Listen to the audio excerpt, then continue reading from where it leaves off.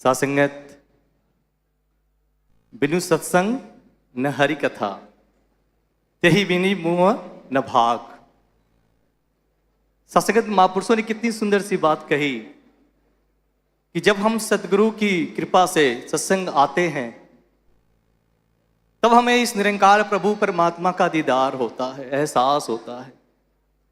और जिस क्षण जिस वक्त इस निरंकार का एहसास होता है उसी वक्त मेरे मन से जो मोह होता है वो गायब हो जाता है।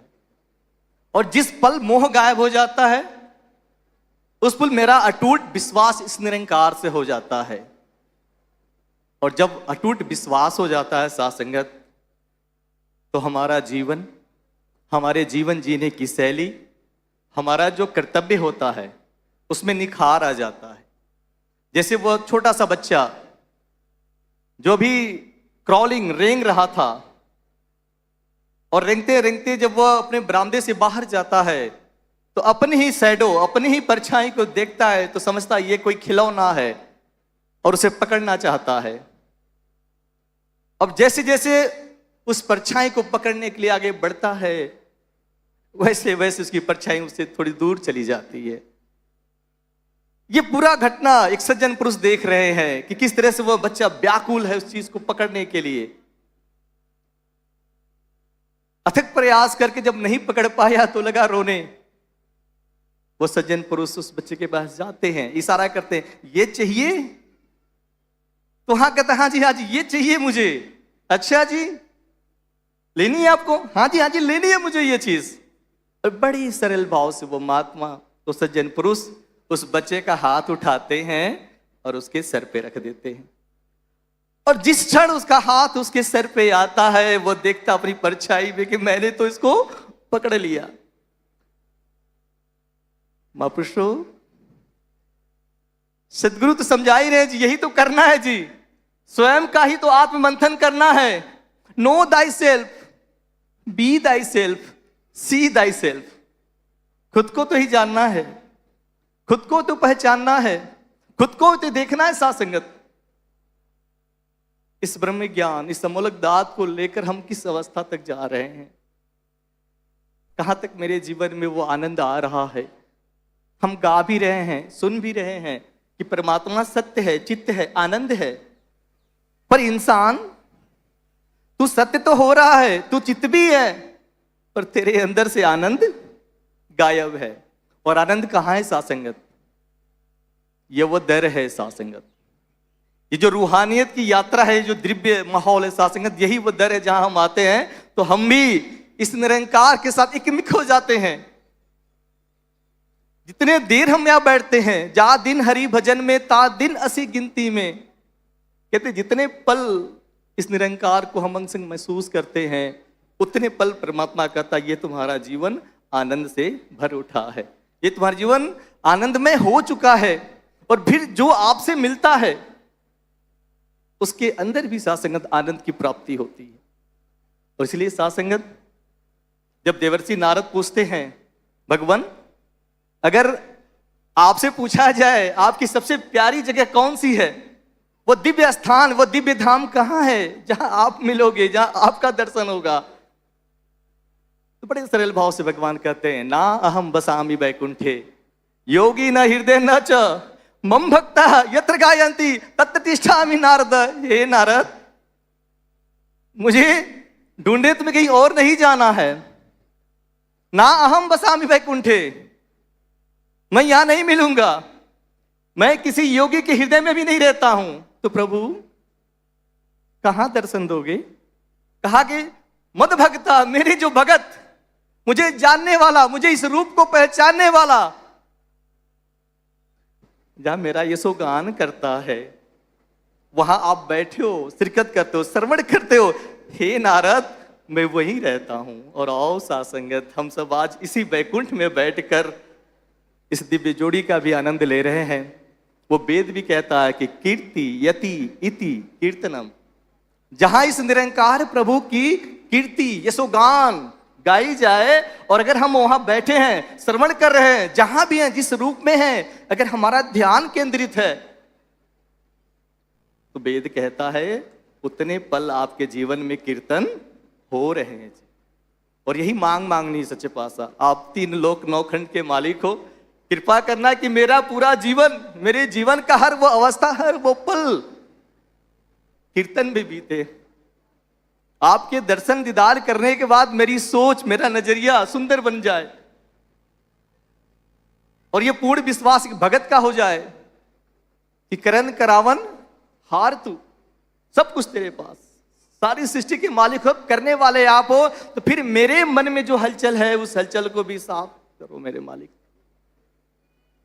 मेरे अंदर जो कौतूहल हो जाता है, जो जिज्ञासा बढ़ जाती है, जो कुछ चीजों को देखकर मेरे मन में थोड़ी सी अडोलता आ जाती है, थोड़ा मैं अधैर्यवान हो जाता हूं, उसमें भी कृपा करो आप।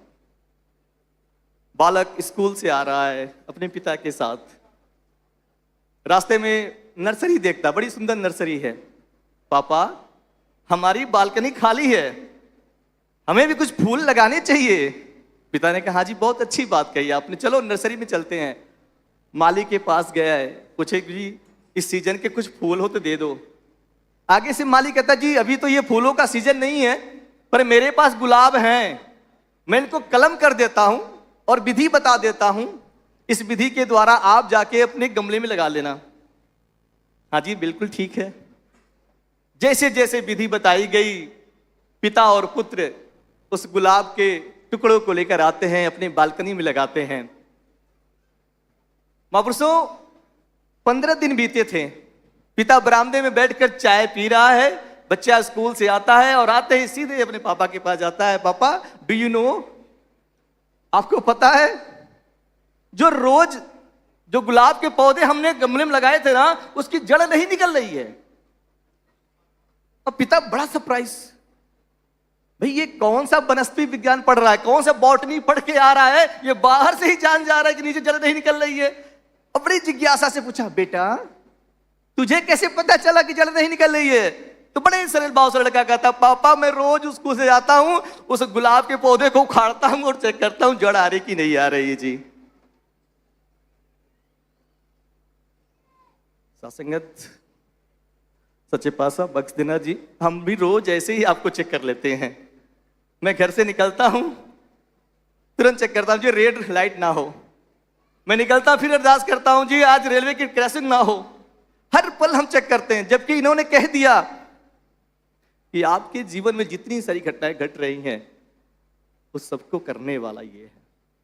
हमें सिर्फ अपने कर्मों पे ध्यान देना है। वो अर्जुन को जो समझा रहे थे कि ममेवान से जीव लोके जीव भूते सनातना, हे अर्जुन तू इसी निरंकार का तो अंश है, तो फिर चिंता क्यों तू करता है? तू अपने कर्म को करते जा, तेरा जो कर्म है, जो तुझे रास्ता बताया गया उस रास्ते पे चलते जा, तू फल की चिंता ना कर। जैसे सुग्रीव ने कहा प्रभु राम ये बाली मेरा राज्य ले लिया, मेरी पत्नी ले लिया, क्या करूं? तो आगे से मर्यादा पुस्तक से रामचंद्र कहते हैं जाओ उससे युद्ध करो, उसे ललकारो। इतना सुनते ही सुग्रीव व्याकुल हो गया, वाह आपने कह दिया प्रभु ठीक है मैं निकलता हूं, मैं बाली को मार दूंगा। प्रभु ने कहा सुनो सुग्रीव, हे मित्र सुग्रीव, तुम्हारा काम सिर्फ ललकारना है, तुम्हारा काम सिर्फ युद्ध करना है, मारना मेरा काम, वो तुम्हारा काम नहीं है। कर्मण्ये वाधिकारस्ते मा फलेषु कदाचन, हमारा हक सिर्फ मेरे कर्मों पे है, फल देने वाले ये हैं, करने वाले ये हैं। केवल मेरा श्रद्धा से, मेरा विश्वास से कि हर पल मेरे मालिक तू हाजिर है, तू नाजिर है। तूने मेरे जीवन में वो जिज्ञासा जो मेरे मन में थी उस जिज्ञासा को शांत किया। वो अंधेरा जो ईगो से चला आ रहा था उस अंधेरे को आपने समाप्त किया। आज वो रोशनी दे दिया है कि जिधर देखता हूं उधर तू ही तू है, हर वक्त तू ही नजर आता है। मुझे वो रहस्य पता चल गया कि 5 मिले 5 में छठा कहां जाए रे। ये 5 तत्व का शरीर, 5 मटेरियल। और पता है जब हम शरीर छोड़ेंगे तो 3 विधियां होती है पूरी दुनिया में, या तो जला दी जाती है, या तो दफना दी जाती है, या तो जल प्रवाह कर दिया जाता है। और तीनों ही विधियों में ये 5 तत्व 5 में मिल जाता है। अब सवाल यही है सच्चे पातशाह जो मेरे मनों में था पहले कि जो छठा तत्व, जो चेतन सत्ता, ये कहां जाएगी? और जब आपने इशारा किया कि तू ईश्वर अंश जीव विनाशी, इसी का तो अंश है और इसी में क्या हो जाएगा? मिल जाएगा। पांच मिले पांच में छठा कहां जाए रे? ज्ञानी कोई बुझे बुझारत जग जाने ना। कहते जग को नहीं पता है पर तुझे तो पता है। आओ कृपा करो साथ संगत, ये सुंदर अवसर जो हमें आपको प्राप्त हो रही है, ये सदगुरु की असीम कृपा है साथ संगत। क्योंकि जिस भागम भाग में हम देख रहे दुनिया पड़ी है, जहां मानवता में अज्ञानता की व्याधि फैली हुई है, आज वहां संत निरंकारी मिशन इस ब्रह्म ज्ञान की चेतना से मानवता को बचा रहा है, मानवता को कायम कर रहा है, इंसान को इंसानियत का पाठ पढ़ा रहा है, वो भेद बता रहा है। किसी ने कहा नहीं जी राम भी तो ठीक है, रावण भी ठीक है, लेकिन सासंगत जब हम मनन करेंगे, मंथन करेंगे, देखेंगे तो पाएंगे कि मेरे प्रभु राम से मिलकर पत्थर भी इंसान बन जाता है।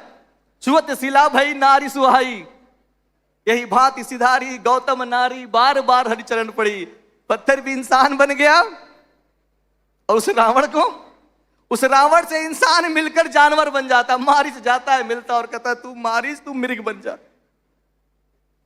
तो हम किसके साथ जुड़ेंगे? इस निरंकार और सच्चे पातशाह के साथ जुड़ेंगे, ताकि हमारे मनोमस्तिष्क में इंसानियत, मानवता कायम रहे। यही अरदास करता है। मैं मांगू खुदा से भला आपका, आप सबके भले की दुआ कीजिए। प्यार से कहना जी।